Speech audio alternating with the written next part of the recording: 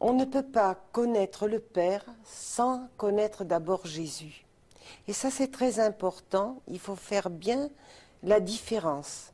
Car il y a des gens qui vont dire « je crois en Dieu, Dieu, Dieu, Dieu, Dieu, Dieu ». Alors on se dit « bon, ben, il croit en Dieu, moi aussi j'y crois, on est pareil ». Mais pas du tout, parce que les démons aussi croient en Dieu et ils tremblent. Mais il y a plusieurs dieux. Il y a plusieurs dieux dans ce monde, il y a plein de dieux. Et il faut savoir que celui dans lequel nous croyons, c'est celui qui a envoyé Jésus-Christ, son Fils unique. Le Dieu de la Bible. Oui, voilà, le Dieu de la Bible.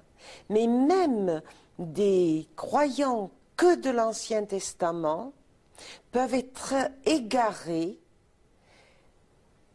dans un Dieu qui n'est pas celui de l'Ancien Testament, mais qui peut être le Dieu de la Kabbale, le Dieu de l'occultisme, le Dieu de ceci, de cela.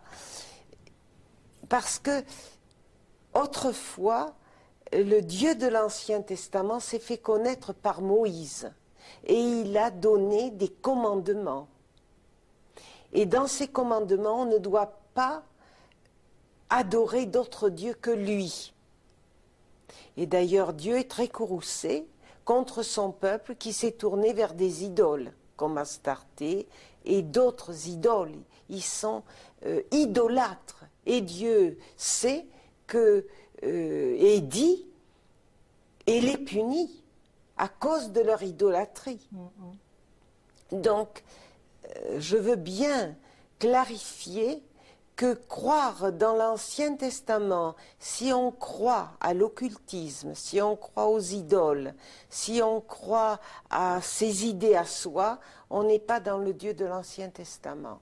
Car le Dieu de l'Ancien Testament, c'est le Dieu de Jésus-Christ.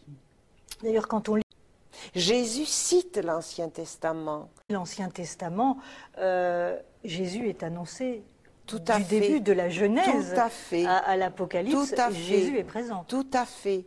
Et alors c'est ça qui est extraordinaire parce que les apôtres aussi, ils citent l'Ancien Testament. Luc, Marc, Jean citent l'Ancien Testament. Donc cela ne fait qu'un. Mais dire « je crois en Dieu », c'est trop vague. Ouais.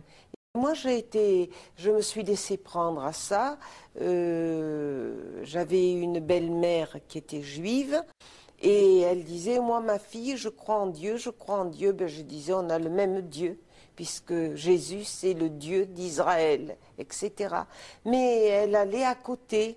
Elle croyait aussi à tout ce qui est kabbalistique, trafic de ci, de là, le trafic occulte. Or, Dieu le défend expressément. Donc, celui qui appartient à Jésus, il a renoncé à tout ce qui est de l'idolâtrie et de l'occultisme. D'ailleurs, il est dit dans les Actes des Apôtres qu'à Bérée, les gens de Bérée ont apporté des objets occultes et se sont inclinés devant le Seigneur et ont demandé pardon. Donc, ce Jésus-là, c'est celui qui nous amène au Père. Il le dit d'ailleurs très clairement dans ce même évangile de Jean, « Je suis le chemin, la vérité et la vie. Nul ne vient au Père que par moi. » Voilà. Il est impossible Oui. d'aller au Père sans passer par Jésus. Voilà, on ne peut pas biaiser. On peut Il n'y a pas biaiser. d'autre chemin. Il n'y a pas d'itinéraire bis. Oui.